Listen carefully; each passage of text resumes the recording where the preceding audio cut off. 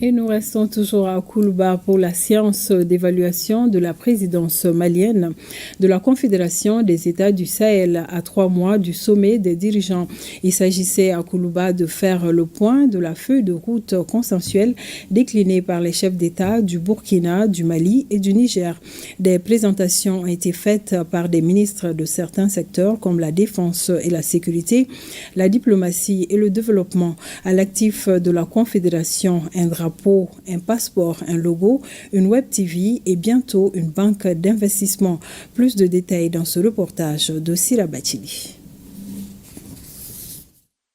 La destinée du Sahel sous la présidence malienne. Les prouesses s'évaluent à Koulouba à quelques 3 mois de la tenue du 2e sommet de la Confédération des États du Sahel. Le président de la transition, le général d'armée Assimi Goïta, président de la Confédération des États du Sahel, note les points d'exécution des tâches confiées aux différents départements sous la coupole du Premier ministre chef du gouvernement. C'est une mise au point des réalisations en lien avec la feuille de route consensuelle qui décline les stratégies du Sahel. Immédiatement, la mise en place des comités nationaux AES, c'est-à-dire dans les 3 pays.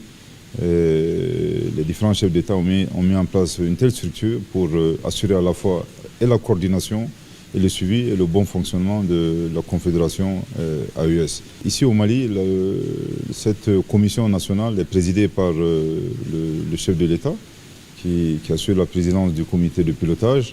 Et à côté, il y a bien entendu 3 comités sectoriels. C'est important de rappeler que nous sommes quasiment à 3 mois du prochain sommet. Le chef de l'État a fait le point du suivi et surtout a évalué tous les acquis, bien entendu, les actions entreprises par les différents comités.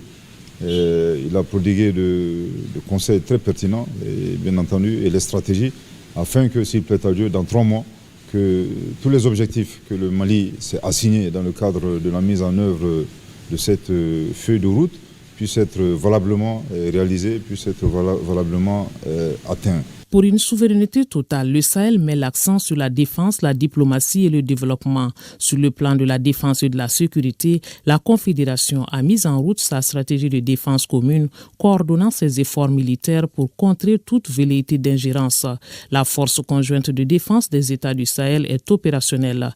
Le ministre de la Défense et des anciens combattants, le général Sadio Kamara, a détaillé au chef de l'État les opérations déjà menées. Ce que nous pouvons retenir, c'est vraiment l'opérationnalisation de la force conjointe qui est aujourd'hui une réalité et qui arrive à faire des opérations conjointes sur le terrain. Nous pouvons rassurer le peuple du Sahel que sous le leadership de nos chefs d'État, nous allons continuer à travailler davantage pour mener nos missions à bien. Présentement, il y a l'opération IRECO 2 qui est en cours avec des résultats probants. Cette opération se passe dans la zone des 3 frontières entre le Mali, le Burkina et le Niger. On est arrivé déjà à faire des résultats. Ces résultats nous ont permis de neutraliser des terroristes, de récupérer du matériel et de rassurer la population. Une vision sécuritaire bien définie donc dans une trajectoire bien tracée, comme acté lors du sommet de Niamey par les présidents Goïta, Tchani et Traoré. L'AES met en avant une diplomatie revitalisée avec de nouveaux objectifs et plus d'engagement à atteindre des objectifs communs.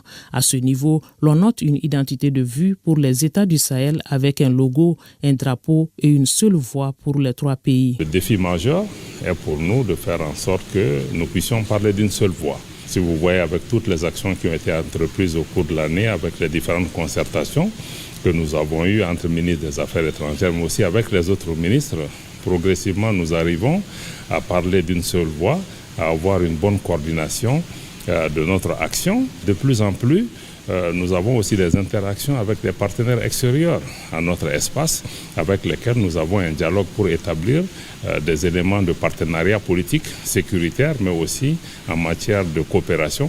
Ces actions sont en cours également, c'est des éléments extrêmement importants. Et du point de vue aussi de la visibilité de la Confédération, aujourd'hui il y a un drapeau, il y a le logo, Il y a aussi le passeport qui a été mis en circulation. Tous ces éléments concourent à vraiment établir l'AES comme un acteur majeur qui travaille. Sur le plan économique et de développement, dans un contexte de rareté des financements, la création d'une banque d'investissement est en vue avec un fonds de stabilisation. Objectif, protéger les économies des États membres contre d'éventuels chocs extérieurs. Nous avons fini de travailler sur la décision portant donc création du prélèvement confédéral AES. Donc vous savez que nous étions dans la CEDEAO et il y avait le prélèvement qui se faisait pour le compte de la CEDEAO. Des marchandises entrant, les liquides, les solides, on prélevait 0,5% pour abonder le fonds qui permettait le fonctionnement de la CEDEAO. Et aujourd'hui, on a retenu, après les travaux des experts et des ministres de l'économie et des finances, de maintenir un taux de 0,50 de prélèvement qu'on va appeler le prélèvement confédéral AES qui va servir à abonder les fonds qui permettront justement de financer toutes les activités de la Confédération, mais également les investissements et tous les projets que nous voudrions bien mettre en œuvre. La deuxième chose, c'est la Banque confédérale pour l'investissement et le développement de la Confédération AES. Nous avons déjà validé la décision portant création de cette banque lors de la dernière réunion qui s'est tenue à Bamako ici le 16 janvier. On a décidé de porter le capital à 500 milliards. On a décidé de déterminer comment on va mobiliser ces 500 milliards sur les budgets internes et sur les prélèvements et sur d'autres aspects. Dans un délai de 9 mois, logiquement, si le calendrier est respecté, nous pouvons commencer à instruire les premiers crédits au niveau de cette banque douane, notamment au Niger, au Burkina, à Bamako. Et ces différentes réunions des douanes ont permis donc de proposer un code des douanes AES et de déterminer un tarif préférentiel AES et de déterminer un tarif intérieur AES. Donc ce qui veut dire que de plus en plus nous allons converger vers un espace douanier unique qui va permettre de favoriser, de faciliter les mouvements des biens. Le tout est soutenu par le volet communication, un maillon essentiel de la chaîne dans un monde en guerre informationnelle. Il faut être proactif et couper court à la désinformation. Nous sommes dans un contexte de guerre informationnelle. Tous les États de l'AES sont victimes de ce terrorisme médiatique.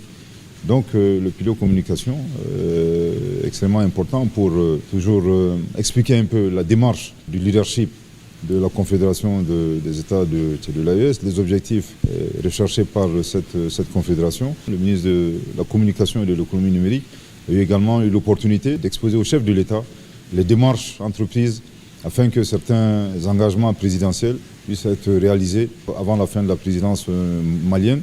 Je voudrais ici évoquer la création d'une télé AES. Toutes ces activités visent un même objectif.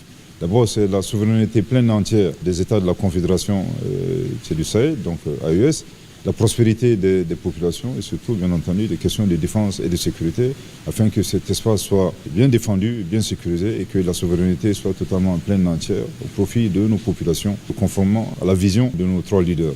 La souveraineté étant économique, un cadre de coordination des actions du secteur privé pour le développement économique de la région a été activé. Il s'agit donc de densifier les échanges commerciaux entre les États du Sahel avec la valorisation des ressources locales. Malgré les péripéties, la Confédération tient bon avec le peuple qui reste son centre de gravité.